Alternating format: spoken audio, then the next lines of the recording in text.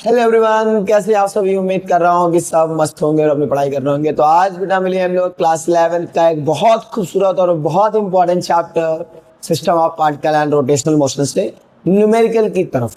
हमारी एक already series चल रही है वेक्टर्स की, इसमें कुछ क्वेश्चन आ गए, कुछ क्वेश्चन आने वाली सीरीज में आ जाएंगे।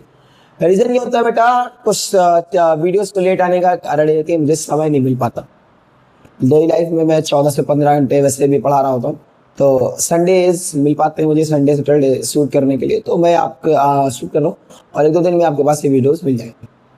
तो चलिए बिना समय को ज़ाया किए हम लोग स्टार्ट कर रहे हैं हमारा इस सीरीज। और इस सीरीज का ये पहला न्यूमेरिकल है रोटेशनल मोशन का, और 6 से 7 न्यूमेरिकल आपको इस वीक में मिल जाएंगे। तो हम लोग बात कर रहे हैं, और आपको इसके लिए मोमेंट ऑफ इनर्शिया के कुछ कॉन्सेप्ट आने चाहिए। इसे नॉर्मल फार्मूला आपको आना चाहिए कि half M V square moment of inertia का square M R square formula होता है। परपेंडिकुलर थ्योरम क्या होती है, पैरालैक्सिस थ्योरम क्या होती है। तो उस तरीके से मैं आपको 2 मिनट इसका ज्ञान दे देता हूँ हल्का सा।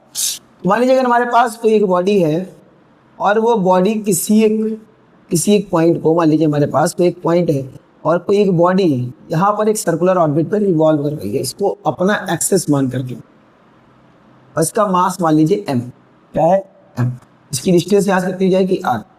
अब इस बॉडी को यहाँ से रोटेट करते रोटेट, अगर हमको मान लीजिए इस बॉडी को रोकना है या इसको रोटेशन कराना है तो कितना फोर्स देना पड़ेगा या कितना टॉर्क देना पड़ेगा, ये डिसाइड करता है इसका मोमेंट ऑफ इनर्शिया।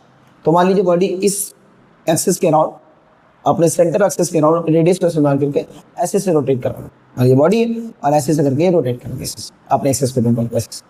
तो इसका मोमेंट ऑफ इनर्शिया का फॉर्मूला हो जाएगा सिंपल सा कि मास इनटू में डिस्टेंस का स्क्वायर, इसके मोमेंट ऑफ इनर्शिया का फॉर्मूला है। ठीक, अब हर एक बॉडीज का मोमेंट ऑफ इनर्शिया अलग अलग होता है। रिंग्स का अलग होता है, डिस्क का अलग होता है, हर एक बॉडी का मोमेंट ऑफ इनर्शिया होता है। तो अगर हमें किसी एक बॉडी का मोमेंट ऑफ इनर्शिया किसी एक पॉइंट पर पता है, मान लीजिए तो मान लीजिए रिंग है या डिस्क, तो मान लीजिए इसका मोमेंट ऑफ इनर्शिया जो डिस्क, मान लीजिए डिस्क है और इसका मोमेंट ऑफ इनर्शिया जो उसके एक्सिस के अराउंड होता है वो होता है m²/2। और हमें किसी ऐसे पॉइंट पर इसका मोमेंट ऑफ इनर्शिया निकालना है जो इसकी बिल्कुल एकदम पैरेलल, मतलब टेंजेंशियल एक्सिस पे निकालनी है, इसके कॉर्नर्स पे निकालना है जो बिल्कुल एकदम पैरेलल हो। तो पैरेलैक्सिस थ्योरम ये कहती है कि अगर आपको इस पॉइंट पर इसका मोमेंट ऑफ इनर्शिया पता करना है तो moment of inertia at that point हो जाएगा ICM moment of inertia at centre point plus md² distance between. तो आपको पता है इसका मोमेंट ऑफ इनर्शिया कितना है mr²/2 और प्लस यहाँ पर हो जाएगा m, और डिस्टेंस कितनी यहाँ से इसकी r मान लीजिए, तो जाएगा r, तो जाएगा ये थोड़ा इसको आप कैलकुलेट करेंगे तो जाएगा 3mr²/2। क्लियर बात। तो ऐसे कुछ क्वेश्चंस भी आपको आने चाहिए, तब आपके ये न्यूमेरिकल्स लग पाएंगे। और अगर आपको कॉन्सेप्ट अगर आपको थोड़े बहुत भी कच्चे न्यूमेरिकल न लगा पाए, कॉन्सेप्ट की वीडियो बहुत जल्द आपके पास आ जाएगी।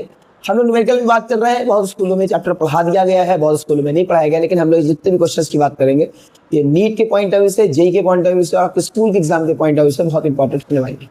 इसलिए हमारे पास क्वेश्चन ये है कि हमें मोमेंट ऑफ इनर्शिया निकालना है।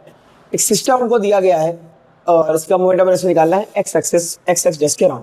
तो हमने कहा ठीक है सर, मोमेंट ऑफ इनर्शिया का भी हमको फार्मूला पता है सर। अगर मोमेंट ऑफ इनर्शिया हमको नेट मोमेंट ऑफ इनर्शिया निकालना है तो हमारे पास फार्मूला आ जाएगा moment of inertia of first body plus moment of inertia of second body plus moment of inertia of third.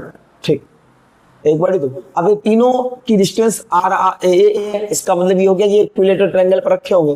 तो अगर ये एक्सिस है इनका, ये एक्सिस ऑफ रोटेशन, तो अगर ये बॉडी रोटेट करेगी तो अपनी ही एक्सिस पर है, मतलब इसका यहाँ से कोई डिस्टेंस है नहीं। इसका मतलब इसका मूवमेंट भाई ये तो अपनी ही एक्सिस पर है ना, ये एक्स एक्सिस पर है, इसका मतलब ये तो यहीं पर है, इसकी कोई डिस्टेंस रहा ही नहीं दोनों के बीच के। मान लीजिए हम कह रहे हैं कि ये इसका ये इसकी एक्सिस ऑफ रोटेशन और ये बॉडी का वही सेंटर पॉइंट है, तो इन दोनों के बीच की डिस्टेंस कितनी थी 0। इसका मतलब mr² अगर लगाएंगे डिस्टेंस कितनी जाएगी 0। इसका मतलब यहाँ पर उसका मोमेंट ऑफ इनर्शिया कितना आएगा 0। सिमिलरली अगर इसकी बात करें इसका मोमेंट ऑफ इनर्शिया कितना आएगा 0। प्लस हम मोमेंट ऑफ इनर्शिया की बात करेंगे थर्ड बॉडी की, इसकी बात करेंगे थर्ड बॉडी। ठीक, तो हमें r3 कैलकुलेट करना है। तो मजाक बात करें, ठीक बात है सर। तो ये रहा एक्स एक्सिस, अब ये एक्स एक्सिस से और दूर है और इसकी डिस्टेंस यहाँ पर से इस पॉइंट से हमको ये पता है कि इस पॉइंट से इसकी डिस्टेंस यहाँ पर।